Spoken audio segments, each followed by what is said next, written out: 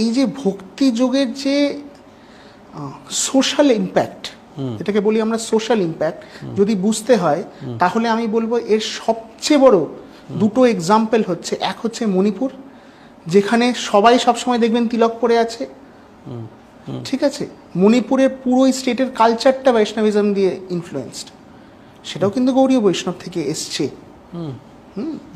আর আরেকটি হচ্ছে মাতোয়া কমিউনিটি। এই যে মাতোয়া কমিউনিটির মাতোয়া শব্দটা মানে হচ্ছে হরিনামে মেতে থাকো, মেতে থাকো থেকে মাতোয়া। আচ্ছা। এবং এর যে প্রবক্তা হরিচাঁদ ঠাকুর, এনারও যদি বেসিক শিক্ষাটা দেখেন সেটা হচ্ছে হরিভক্তি করো, এবং হরিভক্তির উপরে কোনো ব্রাহ্মণের অধিকার নেই।